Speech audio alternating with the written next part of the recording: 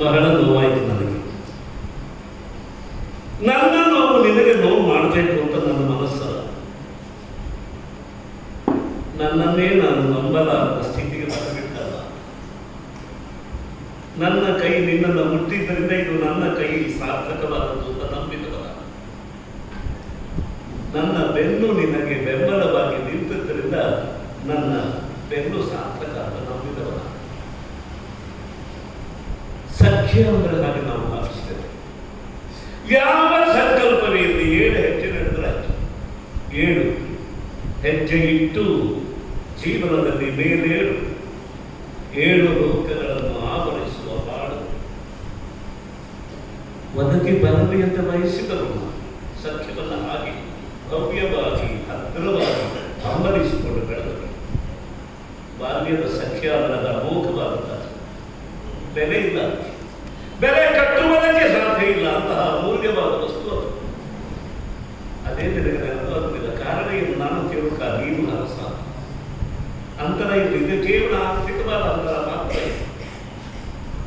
ಆಳುವುದಕ್ಕೆ ನಿನಗೆ ರಾಜ್ಯ ಇದೆ, ಏರುವುದಕ್ಕೆ ಸಿಂಹಾಸನ ಇದೆ, ಬದುಕುವುದಕ್ಕೆ ಅರಮನೆ ಇದೆ, ಸೇವಿಸುವುದಕ್ಕೆ ಪರಿಜನರಿದ್ದಾರೆ. ನನಗೆ ಯಾವುದೂ ಇಲ್ಲ. ಇಲ್ಲ ಎಂಬುದು ನನಗೆ ಬಾಧಕವಲ್ಲ, ಇದೆ ಎಂಬುದು ನನಗೆ ಸಾಧಕವೂ ಅಲ್ಲ. ಯಾಕೆಂದ್ರೆ ಸಖ್ಯವೆಂಬುದು ಇದರಿಂದ ಹೊರಗಿದ್ದದ ಮನೋಧರ್ಮ. ನಿನಗೆ ನಾನು ಉಪದೇಶ ಮಾಡ್ತೇನೆ ಅಂತ ತಿಳಿಸಬೇಕು. ನಮಗೆ ಸಖ್ಯ ಏರ್ಪಟ್ಟದ್ದು ವಿದ್ಯೆ ಎಂಬ ಸೇತುವೆಯಿಂದ. ಎಲ್ಲಿಯವರೆಗೆ ನಮ್ಮ ಬಾಳಾಟದಲ್ಲಿ ವಿದ್ಯೆ ತನ್ನ ಪ್ರಭಾವವನ್ನು ಮಾಡ್ತಾ ಇರ್ತದೆಯೋ ಅದಕ್ಕೆ ಸಖ್ಯ ಬಲವಾಗಿ ಇರಬೇಕಾದ. ಗುರುಗಳ ನೆನಪಾಗುವುದಿಲ್ಲ ಅಂತ ಹೇಳುವಾಗಲೇ ನಾನು ಕಂಗಾಲಾಗಿದ್ದೆ. ಗುರುಕುಲ ಮರೆತು ಹೋಗಿದೆ ಎನ್ನುವಾಗ ನಾನು ಮತ್ತಷ್ಟು ಭೀತನಾಗಿ ತ್ರಸ್ತನಾದ. ಯಾಕೆಂದ್ರೆ ಸಖ್ಯ ಏರ್ಪಟ್ಟ ಸ್ಥಳ ಅದಾಗಿತ್ತು. ಅದೇ ನೆನಪಿಲ್ಲ. ನೆನಪಿಸಬೇಕು ಅಂತ ನಾನು ಪ್ರಯತ್ನ ಮಾಡಿದ್ದೇನೆ. ಬೇಡ, ಬರಲ್ಲ. ಅದ್ರ ಮುಂದೆ ಮಾತು ಹೇಳ್ತೇನೆ. ನಾನು ದ್ರೋಣ ನಿನ್ನ ಸಖ. ನೀನು ಯಾವ ಅಪಚಾರ ಮಾಡಿ ನನಗೆ ನೋವ. ಉಪಚಾರ ಮಾಡುವಂತ ನಾನು ಪ್ರಾರ್ಥನೆ ಮಾಡೋದಿಲ್ಲ, ಯಾಚಿಸುವುದಿಲ್ಲ. ಯಾಚಿಸುವುದಕ್ಕೂ ಯೋಚಿಸುವುದಕ್ಕೂ ನನಗೆ ಪಾತ್ರತ್ವವೇ. ಆದರೆ ನನ್ನ ಸ್ನೇಹಿತನ ಮಾತುಳಿಬೇಕು ಅಂತ ನನಗೆ ಗೊತ್ತಾಗಲಿಲ್ಲ. ಆರ್ಯಾವರ್ತದ ಈ ಜೀವನ ಪಥದಲ್ಲಿ ವಾಕ್ಯ ಇರುವ ಸ್ಥಾನ ಯಾವುದಕ್ಕೂ ಇಲ್ಲ. ಏನು ವಾಕ್ಯ? ವಾಕ್. ಯಾಕೆ ಅಂತಂದ್ರೆ ವಾಕ್ಯವೇ ಜೀವನ. ಅಮೃತ ಬೀಜದಿಂದ ತೊಡಗಿದ್ದು ವಾಕ್ದಿಂದ ತೊಡಗಿದ್ದು ವಾಕ್ ಅಮೃತ ಪ್ರವಾಹ. ಉಳಿದ ಯಾವ ಪ್ರಾಣಿಗಳಿಗೂ ಮಾತಿನ ಭಾಗ್ಯ ಇರುವುದು.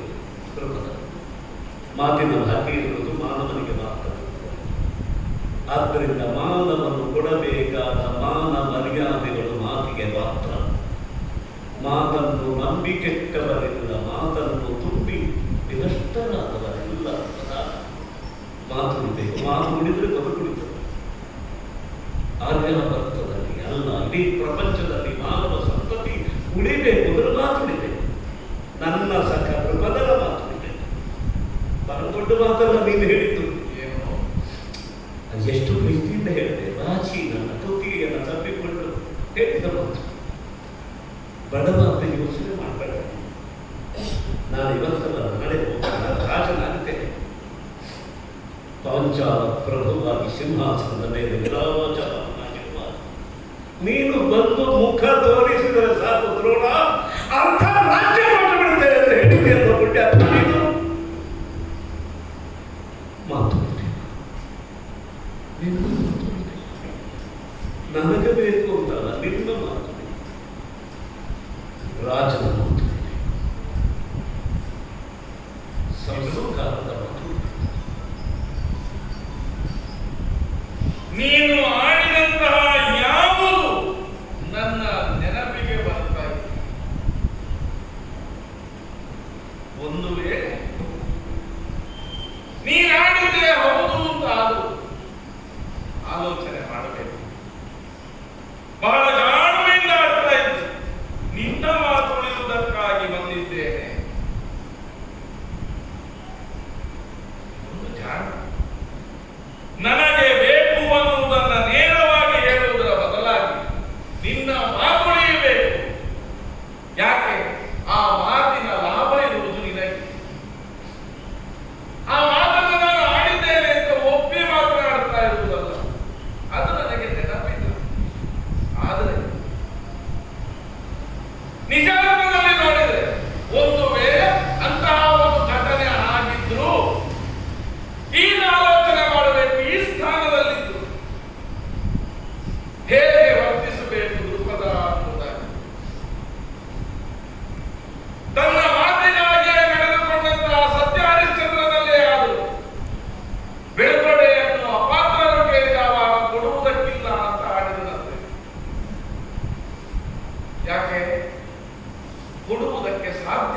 ಅನ್ನುವ ಕಾರಣಕ್ಕಾಗಿ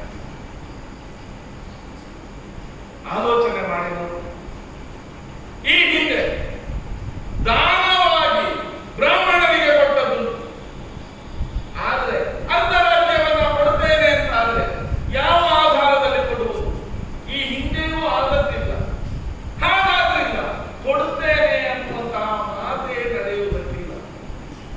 ಒಂದು ಉದಾಹರಣೆಯ ಮೂಲಕ ಹೇಳಿಬಿಡ್ತೇನೆ.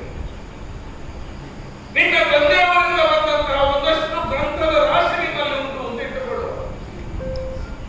ಚಿಕ್ಕಂದಿನಂತೆ ಆಡಿದಿರಬಹುದು. ಆ ಎಲ್ಲ ಗ್ರಂಥಗಳನ್ನು ನಾನು ನಿನಗೆ ಕೊಡ್ತೇನೆ. ಕೊಡುವುದಕ್ಕಾಗುತ್ತದೋ? ಯಾಕೆ? ತಂದೆಯವರು ಆಡ್ತಾರೆ, ಇದು ಕೊಡುವುದಕ್ಕಾಗಿ ಸಂಗ್ರಹಿಸಿದ್ದೇ ಅಲ್ಲ, ಇಟ್ಟುಕೊಳ್ಳುವುದಕ್ಕಾಗಿ ಸಂಗ್ರಹಿಸಿದ್ದು. ಹಾಗಾದ್ರೆ ಕೊಡುವ ಅರ್ಹತೆ, ಸಾಮರ್ಥ್ಯ ಅದು ನನ್ನಲ್ಲಿ ಇಲ್ಲದೇ ಇರುವುದನ್ನು ನಾನು ಕೊಡುವುದಾದರೂ ಹೇಗೆ? ಪಂಚ ನದಿಗಳಿಂದ ಆವೃತವಾದಂತಹ, ಗಂಗಾ ನದಿಯ ಉಪನದಿಗಳಿಂದ ಆವೃತವಾದಂತಹ ಈ ಪ್ರದೇಶ ಪಾಂಚಾಲ ನಗರ, ಇದನ್ನ ಯಾವ ಕಾರಣಕ್ಕಾಗಿಯೂ ಮುನ್ನಡೆಸುವುದಕ್ಕಾಗಿ ಒಬ್ಬ ಪುತ್ರ ಬೇಕು. ಅದಕ್ಕಾಗಿ ಈಶ್ವರನನ್ನ ತಪ್ಪಿಸಿ ಪಡೆದಂತಹ ಪುತ್ರ, ಈಶ್ವರನ ಅನುಗ್ರಹವೇ ಏನು? ಇದನ್ನ ಪಾಲಿಸುವುದಕ್ಕಾಗಿ ಕೊಡ್ತಾ ಇರುವಂತಹ ಪುತ್ರ ಸಂತತಿ ನಿನಗೆ. ಹಾಗಾದ್ರೆ ಅದನ್ನ ಮಾಡದೇ ಇದ್ರೆ ದೈವಾಪಚಾರ ಮಾಡಿದ ಹಾಗಾಗ್ತದೆ. ಚಿಕ್ಕಂದಿನಿಂದ ಏನಾದರೂ ಆಡಿದ್ರು ನಾನು ಅದನ್ನ ಮಾಡ್ತೇನೆ, ಇದನ್ನ ಮಾಡ್ತೇನೆ, ಹಾಗೆ ಮಾಡ್ತೇನೆ, ಹೀಗೆ ಮಾಡ್ತೇನೆ, ಅದು ಕೇವಲ ಮಾತಿಗಾಗಿ ಮಾತ್ರ. ಅರಸನಾಗಿ ನನ್ನದಲ್ಲದೇ ಇರುವುದನ್ನ ಕೊಡುವುದಕ್ಕೆ ಸಾಧ್ಯ ಇಲ್ಲ. ನಿನ್ನ ಮಾತು ಉಳಿಸುವುದಕ್ಕೆ ಬರ್ತೇನೆ ಅನ್ನುವಲ್ಲಿಯೇ ಆ ಜಾಗ ಉಂಟು. ಯಾಕೆ? ಅದರಿಂದ ನನಗೇನಾದರೂ ಬರ್ತದೆ ಅನ್ನುವ ಕಾರಣಕ್ಕಾಗಿ ಬ್ರಾಹ್ಮಣರಿಗೆ ಅರ್ಧರಾಜ್ಯವನ್ನು ಕೊಡುವ ಸಾಧ್ಯತೆಯೇ ಇಲ್ಲ. ದಾನವಾಗಿ ಆದ್ರೆ ಕೊಡಬಹುದಾಗಿತ್ತು, ಆದರೆ ಅದನ್ನು ಬೇಡುವುದಕ್ಕಿಲ್ಲ. ಹಾಗಾದ್ರಿಂದ ದುರ್ಬಲ, ನನ್ನನ್ನು ಧರ್ಮ ಸಂಕಟಕ್ಕೆ ಸಿಲುಕಿಸಬೇಕೆ. ಈಗ ನಿನ್ನ ಮಾತನ್ನು ನಾನು ಸಮರ್ಥನೆ ಮಾಡಿದ್ರೆ ನನಗೆ ಲಾಭ ಇದೆ ಅಂತ ಆಗ್ತದೆ. ಆದರೆ ಸಮರ್ಥನೆ ಮಾಡಿದ್ರೆ ನೀನು ಕೊಡ್ತೀಯೋ? ಮಾಡಬಹುದು. ಯಾಕೆಂದ್ರೆ ಅಶಾಸ್ತ್ರೀಯವಾಗಿ ನೀವು ಯಾವುದೂ ಹೇಳಿಲ್ಲ. ಶಾಸ್ತ್ರೀಯವಾಗಿ ನೀವು ಕೊಡಬಹುದು, ಕೊಡ್ತೇನೆ ಅಂತ ಹೇಳಿದ್ದು ಸರಿ, ಕೊಡುವುದು ಸರಿ ಅಂತ ನಾನು ಸಾಧನೆ ಮಾಡಿದ್ರೆ ಕೊಡ್ತೀಯೋ ನೀವು? ಅದೇ ಕೊಡುವುದಕ್ಕೆ ಯಾಕೆಂದ್ರೆ ಹಾಗಿದ್ದಾಗ ಮಾತ್ರ ನೀನು ಹೀಗೆ ಪ್ರಸ್ತುತಿ ಮಾಡ್ತೇನೆ ಇಲ್ವಾ? ಈಗ ನನಗೆ ಮಾತನ್ನ ಹೇಳುವುದಕ್ಕೆ ಸಾಧ್ಯ ಇಲ್ಲ, ಹೇಳಿದ್ರು ನಡೆಸುವುದಕ್ಕೆ ಸಾಧ್ಯ ಇಲ್ಲ. ಸಾಧ್ಯತೆ ಇದೆ ಅಂದ್ರೆ ಮಾಡ್ತೀಯೋ ಇದು? ಅಲ್ಲ. ಅದಕ್ಕೆ ಕಾರಣ ಇಷ್ಟೇ, ಸಾಧ್ಯತೆ ಉಂಟಲ್ಲ. ಇಲ್ಲದೇಂದ್ರೆ ನಾನು ಪರ್ಣಶಾಲೆಯನ್ನು ಬಿಟ್ಟು ಈ ಅರಮನೆಯವರೆಗೆ ಬರ್ತಿರ್ಲಿಲ್ಲ. ಅದು ಅಶಾಸ್ತ್ರೀಯವಾಗಿದ್ರೆ, ಅಶಾಸ್ತ್ರೀಯವಾಗಿದ್ದು ನಾನು ಬರ್ತಿರ್ಲಿಲ್ಲ. ಅಲ್ಲ, ಬಂದಿದ್ದೇನೆ ಅಂದ್ರೆ ಶಾಸ್ತ್ರೀಯವೇ. ಈಗ ನೀನು ಸಮರ್ಥನೆ ಮಾಡೋದು ನಾನು ಮಾಡಿಯೇನು, ಆದ್ರೆ ಮಾಡಿದ್ರೆ ನೀನು ಕೊಡ್ತೀಯೋ?